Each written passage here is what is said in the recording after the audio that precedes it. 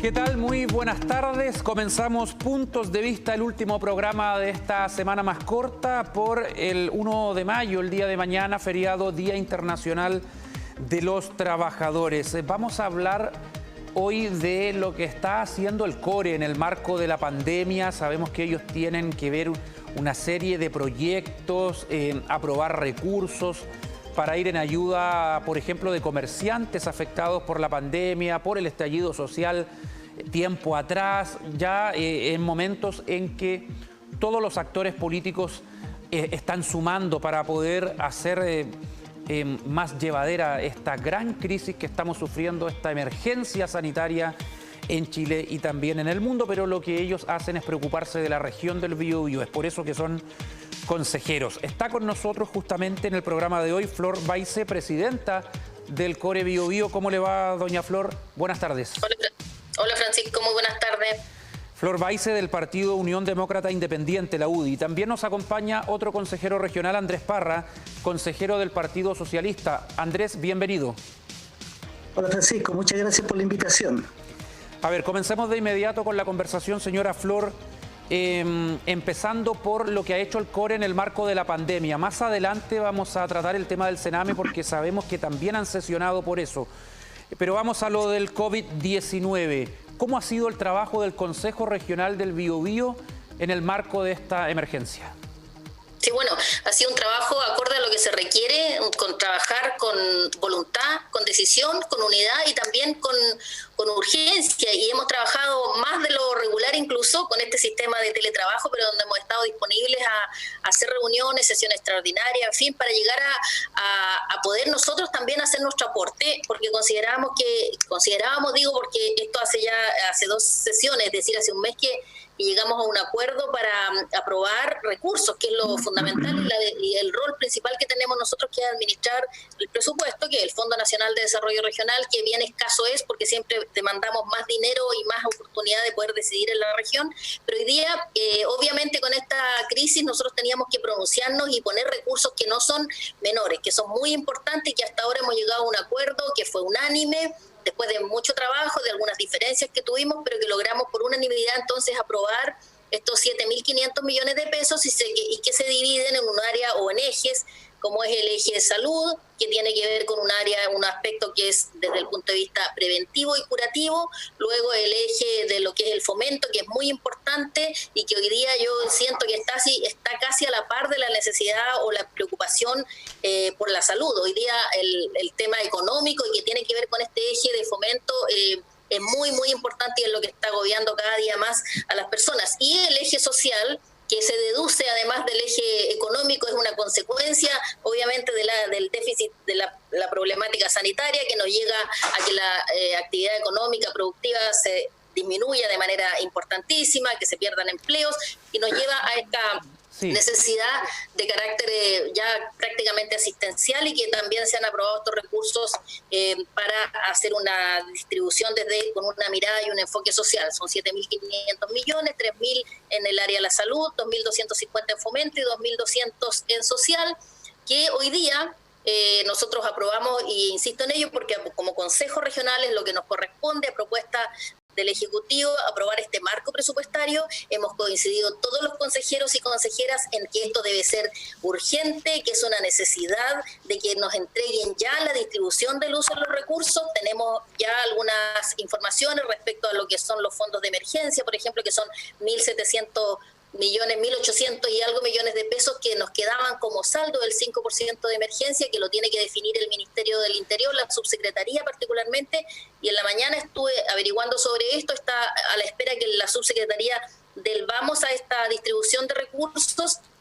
para hacer la adquisición y las compras de los insumos y poder ponerlos en la mesa, o sea, poderlo poner a disposición de los ciudadanos. Y el resto se está trabajando en cada una de las comisiones para también tenerlo a la brevedad. Nosotros tenemos sesión la próxima semana Flor, y esperamos ahí tener información del Ejecutivo. Ya podemos ir adelantando todo lo que están haciendo.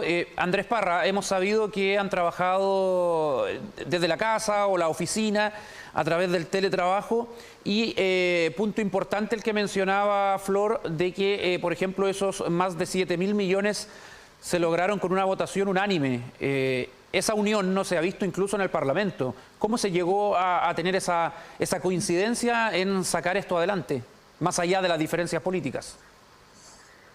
Bueno, yo creo que cuando se planteó la propuesta original del Ejecutivo, si bien es cierto la oposición no la compartió, por cuanto los fondos que se propusieron para el ámbito social eran 1.500 millones.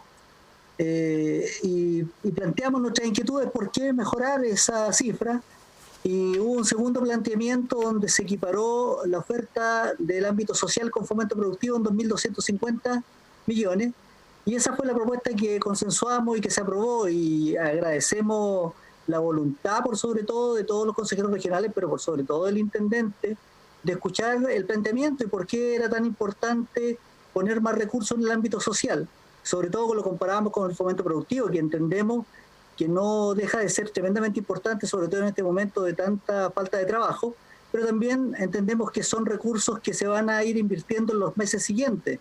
En cambio, cualquier recurso en el ámbito social y salud son recursos que necesitamos invertir hoy día, mañana. En cambio, el fomento productivo entendemos que van a ser fondos que se van a ocupar en mejor medida en los meses de agosto, Andrés, en adelante, septiembre. Ayer escuchábamos en el punto de vista del día miércoles la queja de la presidenta de la Cámara de Comercio de Concepción, quien, si bien agradecía la ayuda, decía que se demoraba mucho en llegar, que hay demasiada burocracia y que no han recibido todavía un peso.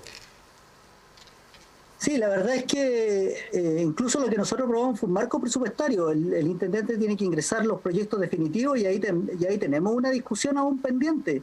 Los consejeros regionales de oposición hemos tenido reuniones con los alcaldes y la semana pasada nos presentaron un perfil de cuáles van a ser los proyectos, cómo se van a canalizar, y no compartimos la idea, no compartimos que no se traspasen recursos vía los municipios, no compartimos que no se esté trabajando vía el FOSI que atiende a los microempresarios, y justamente el cómo flexibilizamos los trámites burocráticos es uno de los problemas, porque hoy tenemos la crisis instalada y pensar en que esto se tiene que hacer 3 meses más es complejo. Sí. Ahí tenemos discusiones que creo que no van a ser tan fácil salvar si no cambia la propuesta que se nos mostró la semana pasada.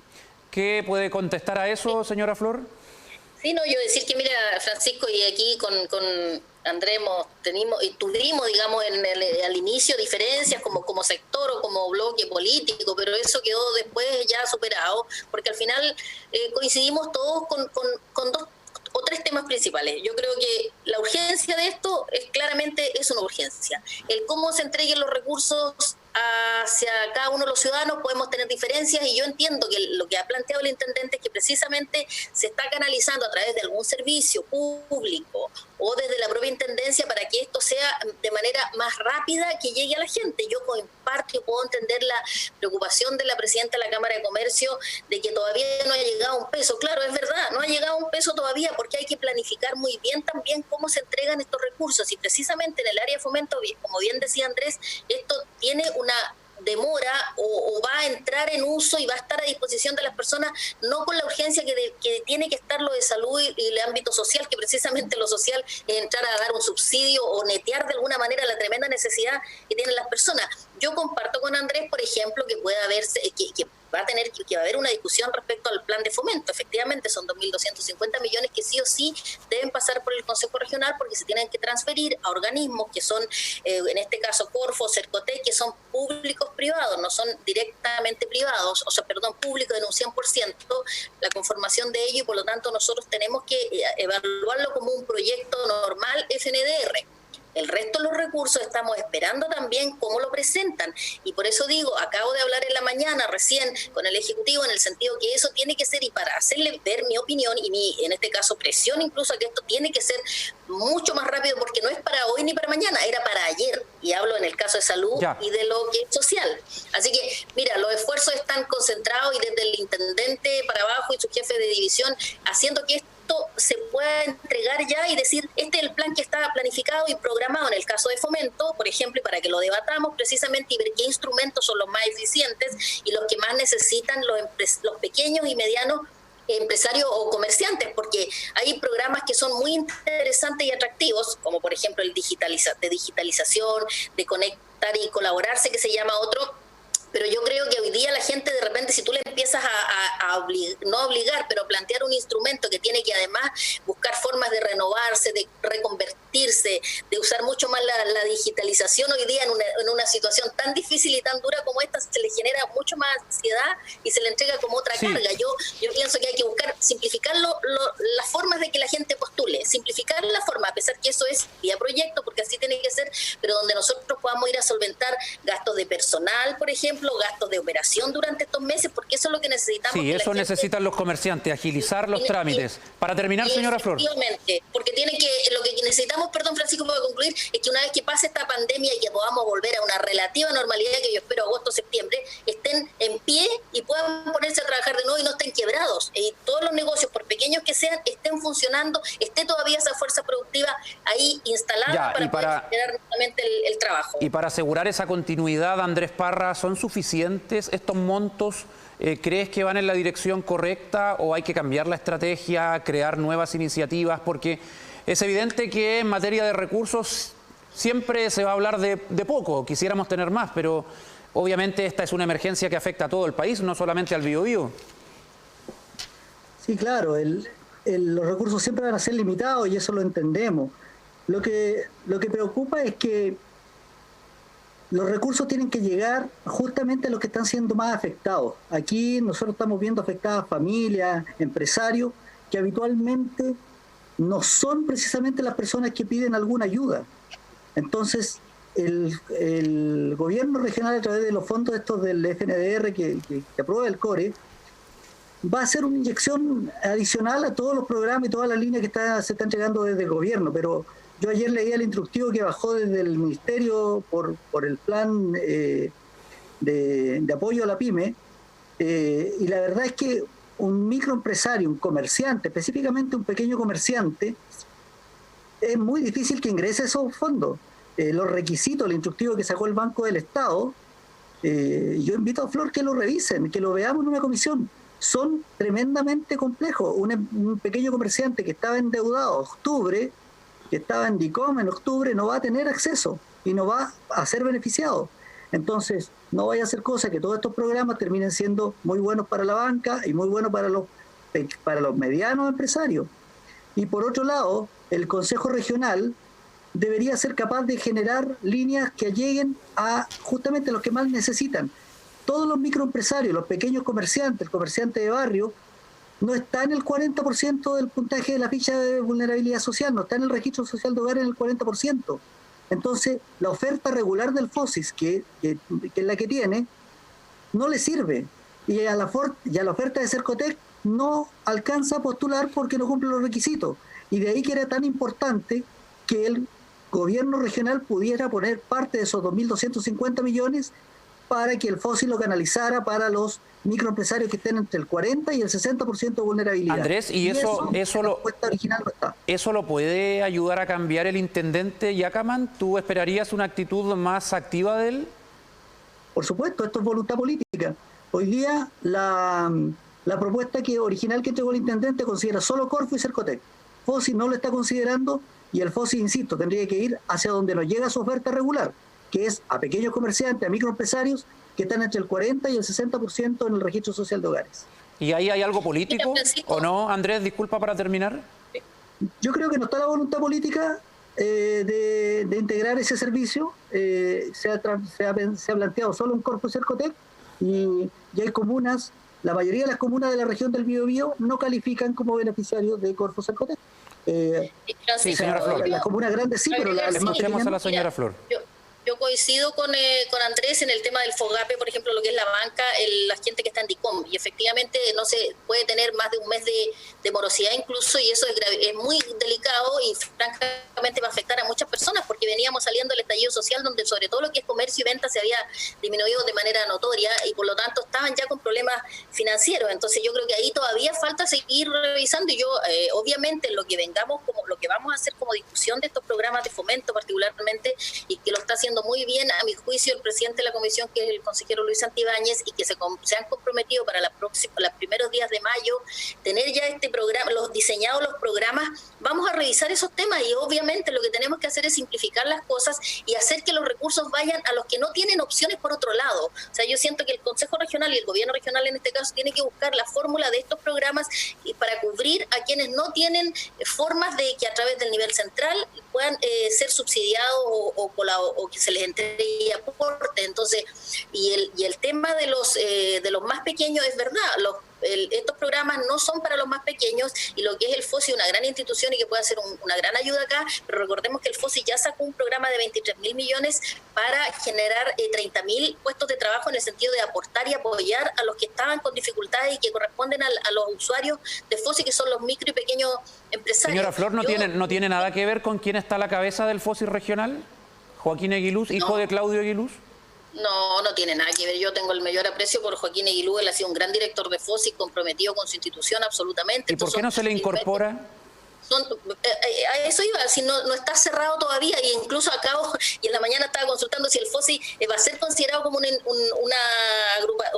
institución donde se le transfieran recursos, porque a veces, ¿y qué es lo que se está viendo? Que la transferencia de recursos se haga vía programa o vía proyecto, se haga de la manera que es más rápida y más fácil para la gente. El FOSI, a mi entender, es una gran institución que puede hacer un gran trabajo y puede servir de canalizador de estos recursos de manera muy eficiente, pero obviamente eso es lo que todavía no tenemos, esa presentación desde el gobierno regional. Incluso en la sesión extraordinaria la semana pasada eso quedó y se transmitió al Ejecutivo de manera fidedigna, en el sentido de que el FOSI puede ser un colaborador muy importante. Yo tengo confianza en que vamos a llegar a un buen acuerdo, porque la voluntad del Ejecutivo, que a voluntad que ha tenido en todo momento el intendente para dialogar y para efectivamente aumentar la propuesta, porque es verdad lo que dice Andrés, nosotros teníamos 1.500 en social, se aumentó y se dejó equiparado el fomento con el social, porque en un momento se pensaba como que se estaba privilegiando al sector económico, y que hoy día creo que cada día entendemos que eso es lo que hay que hacer, porque de ahí se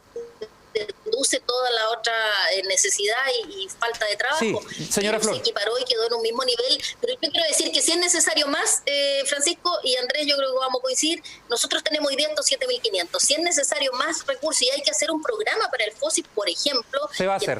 Teniendo los argumentos, se va a hacer, porque hoy día la prioridad está ahí. Si hay que dejar de hacer otro tipo de proyectos de infraestructura, se van a tener que dejar de hacer, y que sin perjuicio que hay que evaluar también eso, por cuanto el proyecto de infraestructura genera trabajo. Queremos tocar otros temas, pero para cerrar esto, Andrés Parra, ¿qué opina de este plan de retorno a la gradualidad de a poco, que puede beneficiar justamente a comerciantes que puedan vender sus productos?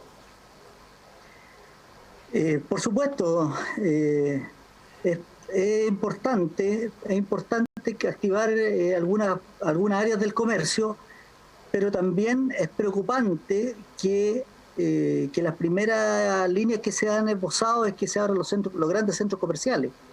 Y ahí sí que creo que me atrevería a decir que es irresponsable. Hoy día miraba un poco noticias de cómo lo está haciendo España, que nos lleva bastante tiempo de ventaja en relación a la pandemia, y justamente ellos empezaron activando el comercio pequeño, no el comercio grande, porque eso es lo que necesitamos, que se activen los pequeños comerciantes, que se active el comercio minorista, porque son los que más generan trabajo, y tenemos mucho trabajo independiente. Andrés, pero en los malls también trabajan cientos de personas que no están recibiendo sus ingresos como corresponde.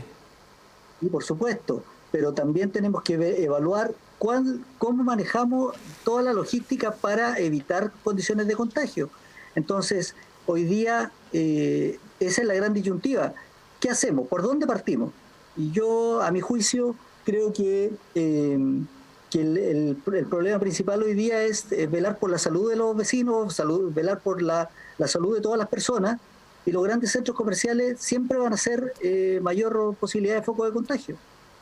Ok, Andrés, vamos a cambiar de tema porque debido a la gravedad de los hechos, el Consejo Regional también ha sesionado a algunos de sus integrantes por el caso de abuso sexual ocurrido en una residencia colaboradora del Sename en Hualpén, la residencia Nido, donde se acusa a su directora de, ella fue retirada de su función por ahora, de facilitar justamente abusos sexuales a cambio de donaciones, de aportes. Durante la semana, el Seremi de Justicia del Biobío, Sergio Vallejo, se refirió a este caso. Vamos a escuchar.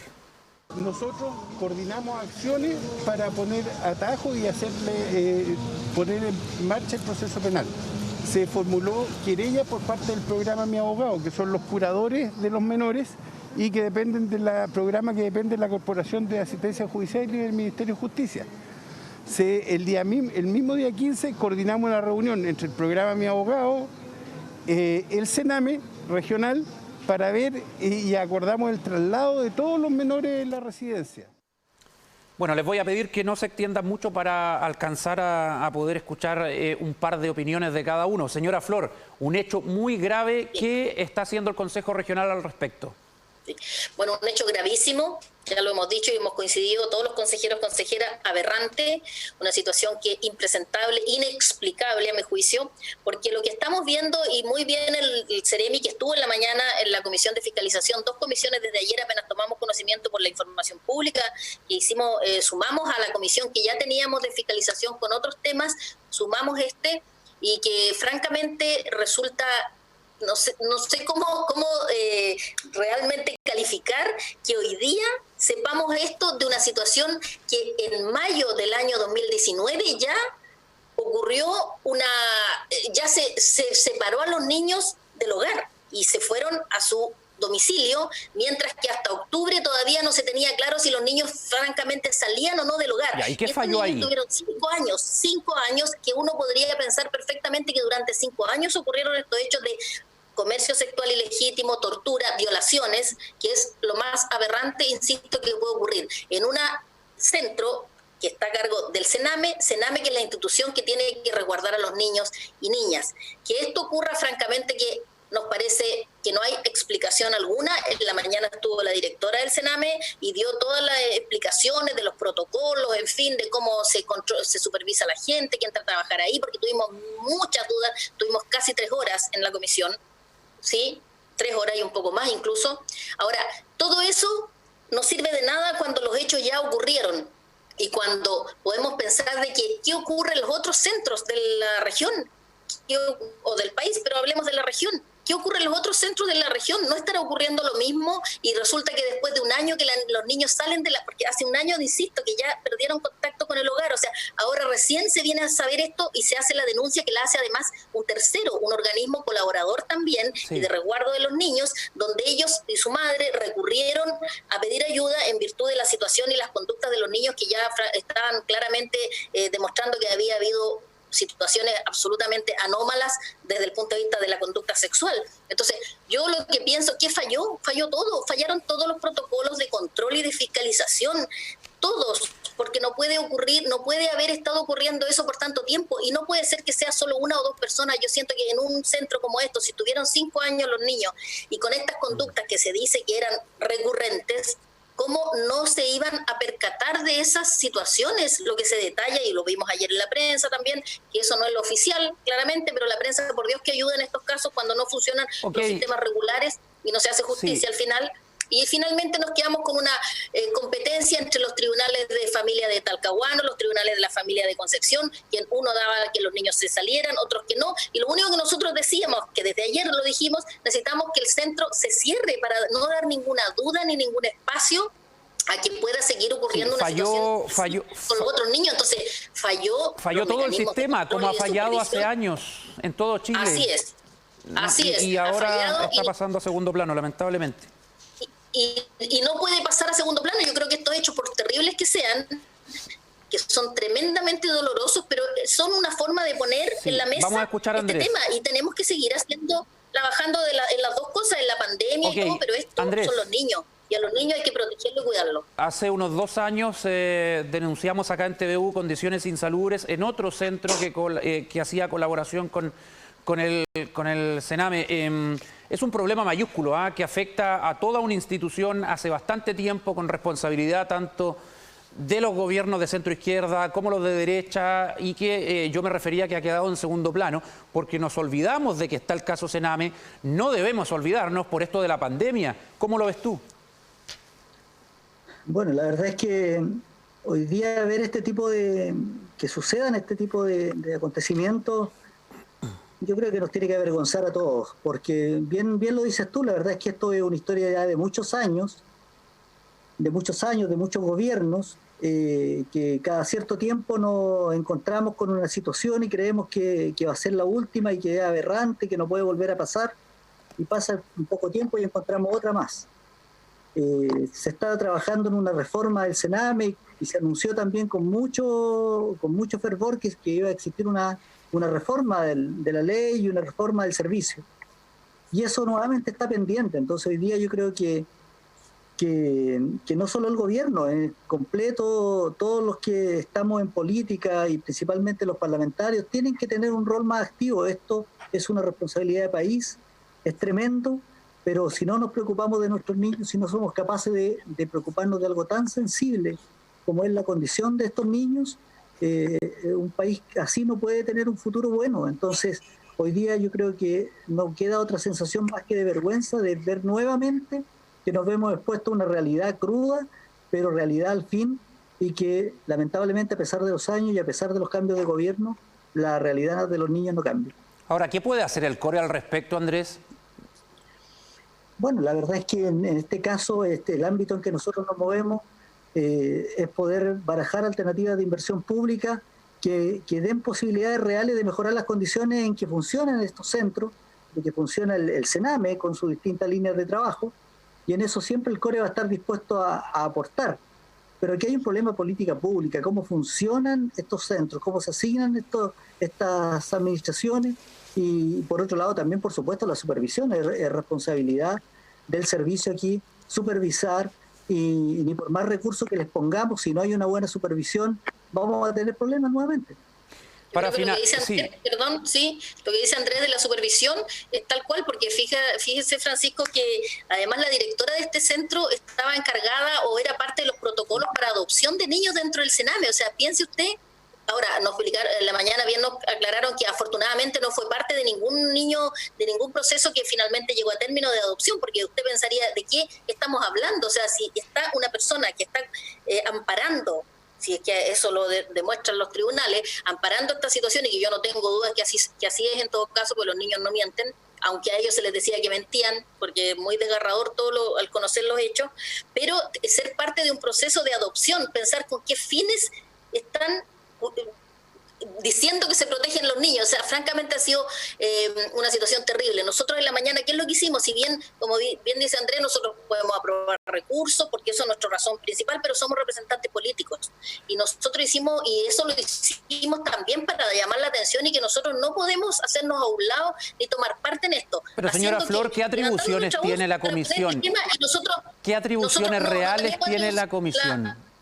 Las atribuciones reales, por ejemplo, en este caso, ¿cuál fue el acuerdo en la mañana? Y acordamos pedir a la Contraloría que investigue y que inicie un proceso de fiscalización de los protocolos y normas de control de gestión que hay al interior del Sename y por ende de los centros de toda la región, así como hacen esas fiscalizaciones en todos los municipios, que hacen fiscalizaciones de rutina incluso sin que se les pidan, y hacen y despliegan todos sus profesionales a todos los municipios de la región, que lo hagan entonces ahora a todos los centros de la región, porque por lo menos que se sienta que hay una presión y que se le está llegando a revisar cada uno de los protocolos y procesos que hasta ahora yo siento que fallaron absolutamente, y hubo una negligencia total en este tema. Y eso, y Francisco, para concluir, a mí cuando nos sentimos también como, entre comillas, avergonzados de que vengan de la Defensoría de la Niñez a hacer la querella, a hacerlo público, y ahí esto se conoce en circunstancias que acá en la región no habíamos, según hasta que supimos, no sabíamos qué habíamos hecho nosotros, y por eso qué poca proactividad. Bueno, se había hecho y iniciado este proceso del 12 de abril, pero no se hizo con publicidad para guardar a los niños, que puede ser una razón entendible, pero finalmente creo que quedamos como región mal en este caso. Se dio a conocer la noticia en Santiago, es cierto. Gracias, Flor Beize, presidenta del CORE Bio Bio, por participar en nuestro programa. Que le vaya muy bien este fin de semana. Muchas gracias y a cuidar, a quedarse en casa, ¿no? Estamos con cordón, así que así es. Tenemos que cuidar y a colaborar todos a ir saliendo adelante, que por lo menos hasta lo que vemos estamos relativamente controlados con este tema, en labor de todos. Ok, muchas gracias. Don Andrés Parra, también le agradecemos participar en Puntos de Vista.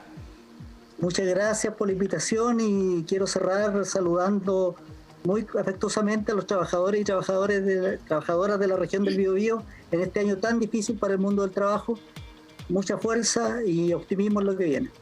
Gracias, que les vaya muy bien, muy amables por participar en este Puntos de Vista. A ustedes también gracias por su compañía, continúen en la pantalla de TVU y mañana feriado también vamos a estar con TVU Noticias a partir del mediodía. Gracias.